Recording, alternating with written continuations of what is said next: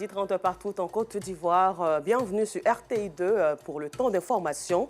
À la une de l'actualité, à quand la fin du paiement du droit de terre dans certaines gares routières du district autonome d'Abidjan? Une méthode malheureusement imposée par certains syndicalistes du secteur du transport qui dérange les passagers et qui est à revoir. Et puis hors de chez nous, aux États-Unis d'Amérique, Donald Trump a quitté sa résidence de Floride pour rejoindre New York, où il doit comparaître ce jour devant un juge après son inculpation dans un dossier lié à un versement de 130 000 $ à une actrice de films pour adultes en 2016. Encore merci à vous de votre fidélité au temps d'information sur RTI2. Siporas, grande gare d'Abidjan, de plusieurs compagnies de transport en Côte d'Ivoire. Lieu où descendent la plupart des personnes qui viennent de l'intérieur du pays avant de rejoindre les différentes communes ou quartiers. Une occasion toute trouvée par certains individus pour réclamer à tous les voyageurs un droit appelé le droit de terre. Ce droit fixé à 2800 francs CFA par ces jeunes, prêts à tout pour l'obtenir, ne laisse pas les passagers indifférents. Constatons-le ensemble. Chaque voyageur qui descend d'un véhicule constitue un business pour ces jeunes. Ces passagers venus de l'intérieur du pays, pour la plupart, sont intimidés et même menacés par ces jeunes qui leur réclament un droit, le droit de terre, comme ils le nomment. Ils attendent juste le stationnement d'une voiture pour accoster les voyageurs qui en descendent. Ils leur réclament la somme de 2800 francs CFA ou plus. Tu as quitté un voyage, il me joue au brouettement. Il dit, madame, moi, tu me dis, d'accord. Ça va, mon bagage, tu déchires ton bagage. Moi, je appelle le brouettement vient. Il te dit, brouettement, c'est quoi, moi, puis le sac là, lui, il connaît déjà. Lui, sur son âge, il cherche. Il te dit, madame, bagage qui est déchiré, ça va être 2800. Tu ne peux pas me payer. Tu dis, c'est trop. Quand tu ne peux pas me donner les 2800, il dit, madame, toi, viens regarder. Hier, ils ont tué une femme ici dans Canougou. Ça va être depuis hier, son corps est là. Ça va pas peur. Il va que tu aies payé les 2800. Il va dire que non, c'est 5800. Les 5800, oui, tu as payé, tu as peur. Ces jeunes, pour la plupart, vivent dans la rue. Ils se font appeler Nyombro et sont prêts à tout pour avoir le droit de terre. Une ruse est utilisée par ces individus pour soutirer de l'argent aux voyageurs. Une fois que les pieds ou les affaires des voyageurs touchent le sol, ils doivent s'acquitter obligatoirement d'une somme d'argent fixée par ces jeunes. Une situation difficile pour les passagers qui ne savent à quel sens se vouer. Plusieurs fois été victime de ce genre de choses-là. C'est-à-dire quand tu quittes en voyage, que tu viens, dès que tu poses ton bagage là comme ça au sol, il y a des jeunes là qui vous accostent et qui vous disent carrément il y a un droit de terre à payer. Bon, on n'a jamais compris le pourquoi et à quoi ça servait. Moi, ils ont déjà agressé devant moi ici. Voilà, il y a quelqu'un qui a voulu se renseigner une fois. Il a demandé la gare était où. Voilà, donc ils essaient de l'accompagner. En l'accompagnant, ça l'a agressé sur la route. Ils ont pris tout ce qui était sur lui, donc c'est ce qui fait que là, bon, on a un peu peur de s'arrêter ici. À la question de savoir ce qui les pousse à agir de la sorte, ils répondent tous le chômage. C'est par manque de travail, on n'a pas de quoi faire. Bon, pour ne pas rester à la maison, nous venons ici. Le passager descend, lui qui est le premier à le recevoir, il décharge ses bagages. Comme les habitudes ont la peau dure, l'opinion publique a fini par s'y habituer. Ceux qui s'y adonnent aussi. Mais une réaction des autorités compétentes pourrait changer les choses. Un peu plus loin d'Abidjan, à Goïtafla, les femmes sont généralement dans la filière du vivrier. Ces produits sont presque tous convoyés sur Abidjan sans alimenter le département. Beaucoup de pertes sont orchestrées par cette procédure au détriment des actrices. Pour donc remédier à toutes ces difficultés, l'autorité municipale a mis en place un comptoir du vivrier pour améliorer les conditions de vie de ces femmes qui vivent de ce métier. Ce projet leur a été présenté récemment par la mairie de la commune, à la mairie plutôt de la commune. Théodore Zouzou et Joël Gossé nous font le compte-rendu de cette rencontre. Nadège est vendeuse d'igname. Elle vient s'approvisionner au marché de Goïtafla. La marchandise obtenue, les difficultés de Nadège pour le transport de son colis jusqu'à son lieu de vente commencent. Je suis venue acheter igname au marché, mais pour transporter c'est dur. C'est pour cela que je vais emprunter mototaxi. Voiture est mieux par rapport à mototaxi. Avec voiture, ton igname est bien encadré. Toi, avec ton igname, vous êtes bien encadré. Mais avec mototaxi, souvent, il y a les chauffeurs qui roulent mal. Tu peux tomber. Ton marché peut se gâter. C'est presque la même situation que vivent ces femmes installées aux abords de cette voie, non loin du marché municipal. Elles n'appartiennent à aucune coopérative. À la recherche de leur pitance quotidienne, elles ne connaissent pas de repos. Ces femmes vendent, même les dimanches. Ça ne marche pas. Pourquoi? C'est le temps. Quand on rentre dans la coopérative, là, on nous aide pas. Quand tu fais commerce comme ça, quand tu rentres dans une coopérative, on pourra facilement vendre nos produits. Pour résoudre les problèmes de ces commerçantes, le maire de Goïta-Fla, Athanase Yombi, a initié le projet dénommé Comptoir du Vivrier. Un projet qui porte à la connaissance des femmes leaders du vivrier et aux structures chargées du commerce et de leur encadrement. Une nouvelle organisation au sein de la filière qui valorise les productrices et facilite l'écoulement de leurs produits.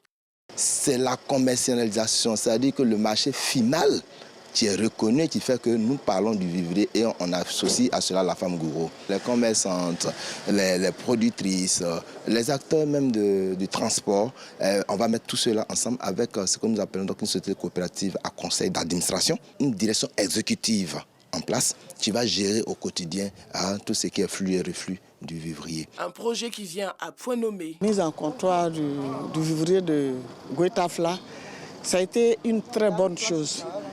C'est de se mettre ensemble, mettre nos produits ensemble et puis converger vers où qui nous convient. Nous allons accompagner ces femmes-là, renforcer leurs capacités en matière de technique agricole et puis l'accompagnement au niveau des intrants, trouver des appuis.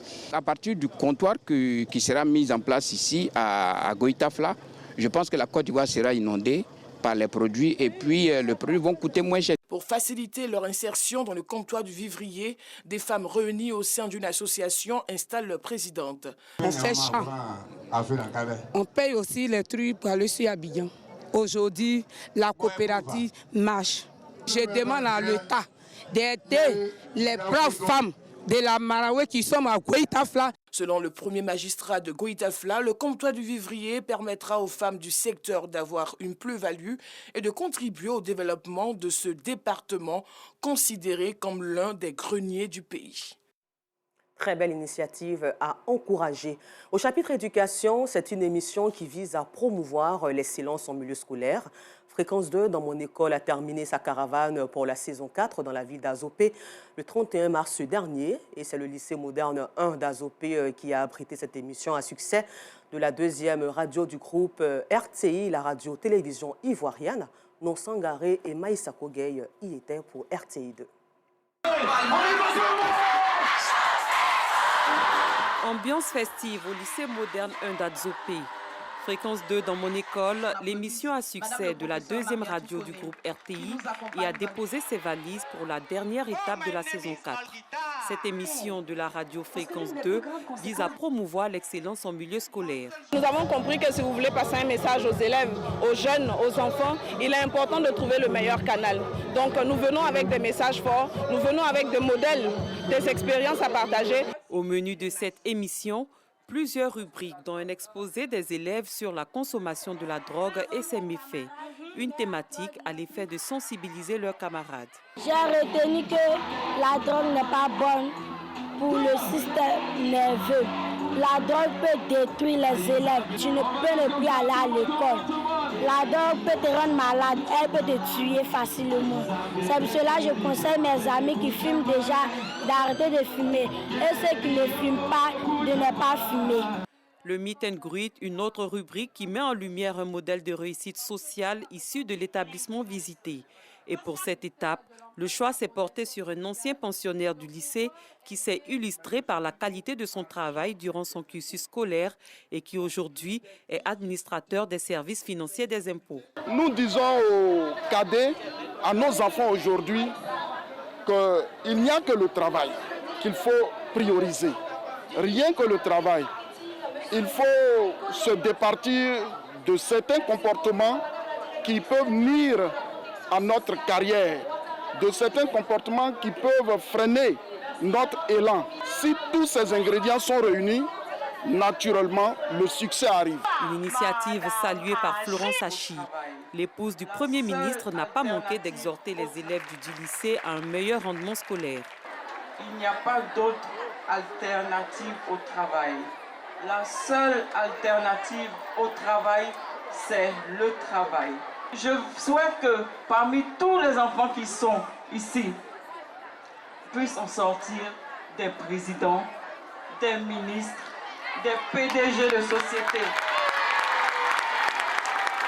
Lancée officiellement le 1er février 2023 à Abidjan, la saison 4 de cette émission a sillonné 10 villes de l'intérieur du pays. En religion, 4 avril 2023, et nous sommes toujours dans le mois du Ramadan, mois de jeûne et de partage, les actes de solidarité se multiplient. L'ONG Servons Treichville a choisi d'offrir à boire et à manger gracieusement à travers une rupture collective à l'avenue 11 rue 23 dans la commune Isassa de Treichville. Tout récemment, Servons Treichville entend reconduire l'initiative au sein de différents quartiers de la dite commune et Bintou Pekele y était. Juste après les dates et le thé de rupture du jeûne, à l'avenue 11 rue 23 dans la commune de Treichville, les hommes de l'ONG Servons Treichville s'activent pour la prière.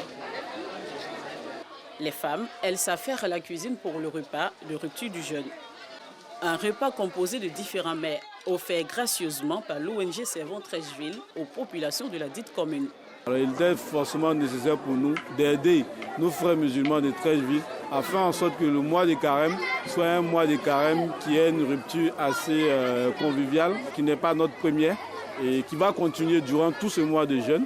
Et aujourd'hui, on est très satisfait de réunir entre 300 et 400 personnes aujourd'hui de nos frères de Treichville. Cette année est l'année de la jeunesse. Nous, les jeunes qui pouvons apporter contribution au bonheur des populations de la Côte d'Ivoire et en particulier celle de Treichville. Et je pense qu'on est dans cette veine-là. C'est vraiment la Côte d'Ivoire solidaire qu'on a décidé d'exprimer à travers ces quelques actions. Cet acte de solidarité répond à la fois aux valeurs de l'islam et aux fondements de l'ONG Servons Treichville, une organisation créée pour aider et renforcer les liens. C'est un mois de partage, un mois de communion, un mois d'union. Qui dit partage veut de l'union, qui dit partage veut amour. Donc en quelque sorte, c'est le mois de l'amour et du partage. Unis pour la cause commune, ces hommes et femmes, tous fils de la commune de Treichville, font du social, notamment dans le domaine de la santé, de l'éducation, du vivre ensemble, de l'insertion socio-professionnelle des jeunes de Treichville. Après l'avenue 11 rue 23, l'ONG Servons Treichville va sillonner d'autres quartiers de la commune pendant ce mois de Ramadan pour offrir à boire et à manger. Hors de chez nous, après le décès de la jeune gabonaise Dina, le parquet de Karabouk a annoncé l'arrestation de 5 personnes, dont 3 de nationalité turque, 2 ressortissants étrangers dans le cadre de l'enquête, ainsi que ses proches qui la surnommaient. L'étudiante gabonaise noire, le corps de Dina Danis Dina Bongo Ibwanga, 17 ans, avait été retrouvé le 26 mars dans une rivière de Karabouk, une province du nord du pays où la jeune étudiante étudiait plutôt le génie mécanique. Le rapport d'autopsie avait conclu à une mort par noyade après avoir été violée. Conclusion très critiquée par les Gabonais et les Africains résidant en Turquie. Selon le ministère de la Santé équato-guinéenne, le nouveau bilan provisoire de l'épidémie de la maladie à virus de Marburg qui sévit depuis plus de 2 mois s'établit à présent à 10 morts. Et pour terminer, aux États-Unis d'Amérique, inculpée dans une affaire de paiement et une actrice de film pour adultes en 2016, Donald Trump est convoqué ce mardi devant le juge pour se voir notifier les charges qui pèsent sur lui. Mais d'autres démêlés judiciaires menacent l'ancien président qui veut briguer un second mandat en 2024. Encore merci à vous, Alassandra Beauparguin, pour vous servir ce soir sur RTI2. Bonne suite de programme sur la chaîne la plus proche des populations.